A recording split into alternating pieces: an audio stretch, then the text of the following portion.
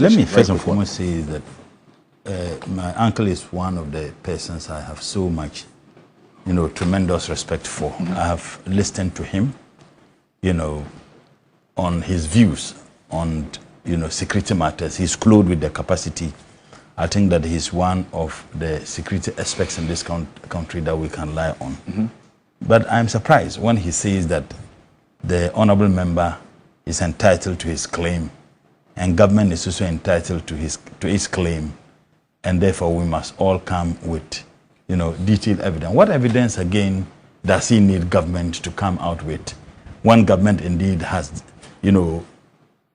indicated that there is nothing to this, except that he has any information that we do not know? I mean, this is one of the reasons why some of us don't see it fashionable to address as honorable.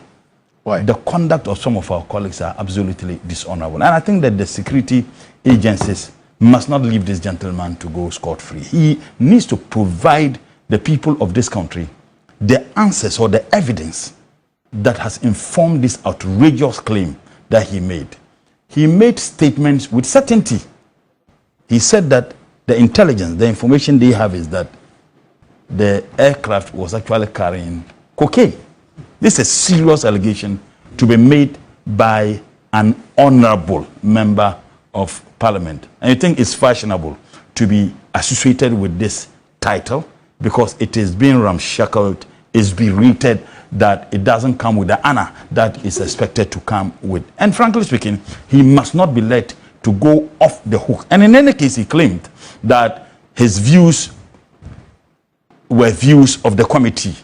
I think that the committee members, including the chairman of the committee, that can never be the view and the position of the committee. If that the minority, is that the minority members, and I think that he addressed the people of this country, so he must be held accountable.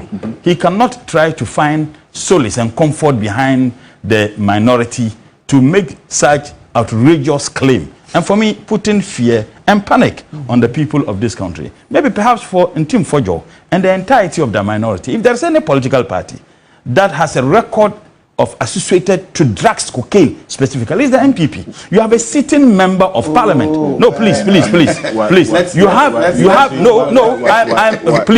This is a statement of fact. You have a sitting member. Can I finish? No. Let's focus. No, because it's political. No. Please. Alfred. I'm a politician. I sit here representing a political party. I'm not here as Murtala. Well, they are not here to defend. I'm saying no. But why? I'm making a statement of fact. Didn't we have a sitting member of parliament from the NPP arrested with drugs and subsequently convicted in America? So if there's any political party that has an association with drugs, is the NPP. So I'm not making claims that are not founded. These are claims that indeed have been established without any doubt. Mind you, when that gentleman wanted to contest to be elected as a parliamentary candidate of the NPP, there were people in the party who raised concerns about it. He went through all the vetting processes of the party he proudly associates himself with. And that gentleman was elected. And he became a member of parliament. He was arrested with drugs, convicted by a court of competent jurisdiction. So if there is any political party, if there is any political party that has association with drugs, is the NPP. This must be stated. So I have a specifics. For instance, Reverend Ntim Fordjour says the specifics about the second flight that came in was not given in detail by Phyllis Kwachufo. So they have to come and answer, at least before the Interior and Defense Committee. I'm saying that if you claim whether this or the other plane or specifics, you were given the opportunity to provide the state agencies clothed with the capacity to investigate this matter with evidence. And then you claim that you could not provide evidence because what you said was the views of the NPP minority. Did we know what they ate the night before he held that press conference? Sometimes, depending on the food you eat, sometimes I'm being focused. I am being focused. Sometimes, depending on the food people eat, they can look. Please, let's get serious. You have a sitting member of parliament who makes such claims. Do you know the consequences of that press conference they held? This was a press conference that was viewed globally. that Ghana becomes a money laundering state. Ghana becomes a country that indeed, I mean, it's serious. And for such a reckless statement to be made, not just a secret recording of a member of parliament, they held a press conference sanctioned by the entire NPP minority, because if they never sanctioned that press conference, there was no way he could do the things he did. And the NPP has not condemned or disassociated themselves from that statement. So that is why I'm making reference to the fact that if there's any political party that is associated with that, it's the NPP, because well, the party sanctioned that press conference. If they never sanctioned that press conference, they would have condemned same. So I'm saying that the gentleman must not be left to go scot-free. He must provide evidence. It is in our collective interest, everybody, for him to provide evidence as to the certain and conclusive statement he made that the aircraft was actually carrying cocaine. He needs to provide evidence to the people of this country. So with all due respect to my uncle, I respect his opinion so much. I think that the government doesn't need to provide any evidence, because government has except that maybe he doesn't trust in the information that is provided by Honorable Felix, Kwachi. But that is government position. Okay, but because of the questions you ask of Professor Abuaje, I want to find out, first off, that point that you make about, yes, those two opinions, the people, the government and the Ntim Fordjour are entitled to it, but then they must provide evidence.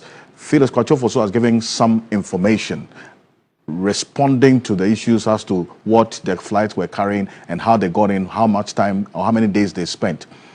What exactly are the issues that have not been answered for you on the side of government? And indeed, has Reverend Ntim Fordjour provided any evidence whatsoever?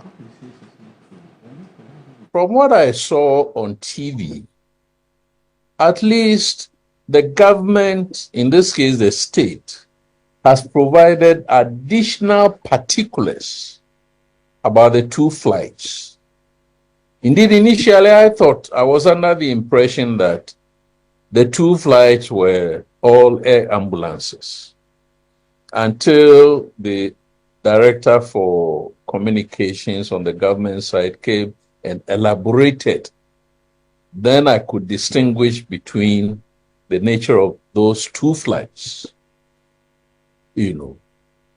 But the ranking member says that there are gaps. He used the word inconsistencies. I don't think he used the word contradictions.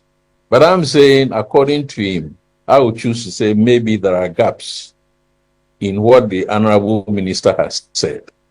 So therefore, the ranking member should not just say that there are inconsistencies. He should point out the inconsistencies. He should substantiate what those gaps are. And it can only be done fruitfully, constructively, if he brings evidence. The state has shown pictures. Now, has he got pictures, video clips, or audio clips that he could bring to the debate? It is not sufficient, in my view, for any one of us to claim malfeasance. And then when we're asked to bring the particulars, we then say, I think, on the part of the ranking member, that what he said was discussed in committee, and that he was speaking on behalf of the committee.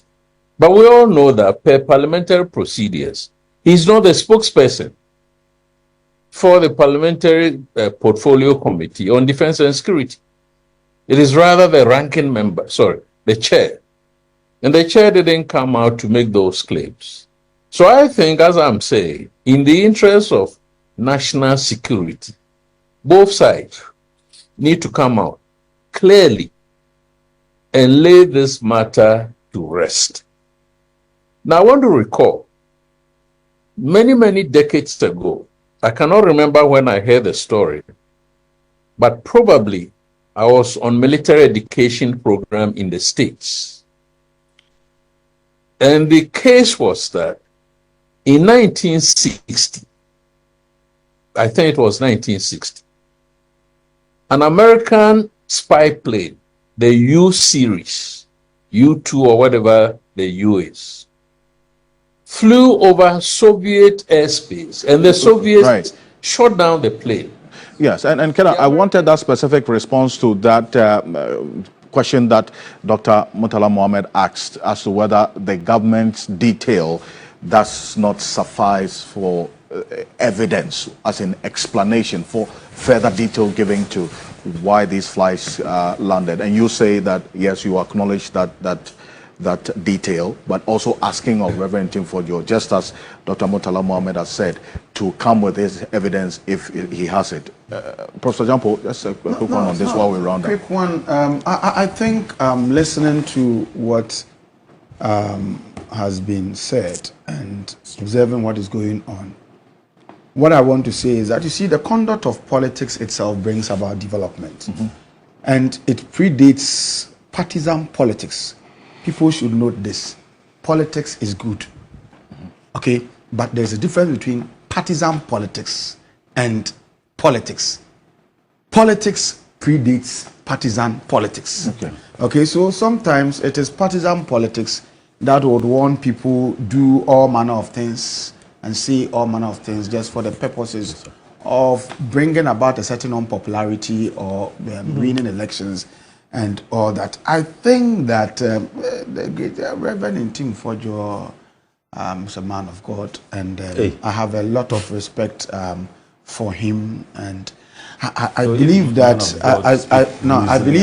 I believe that if clearly he has the evidence for some of his claims, then I think the appropriate place must be visited by him, and then you put out the evidence there. Because in my view, we should know when to do partisan politics and when to allow governance and nation building to go on. Otherwise, if we always want to do partisan politics, then the very nation we are seeking to govern tomorrow may not exist for us to get the opportunity to go govern. If we succeed in painting Ghana that black among the committee of nations, nobody will take us serious.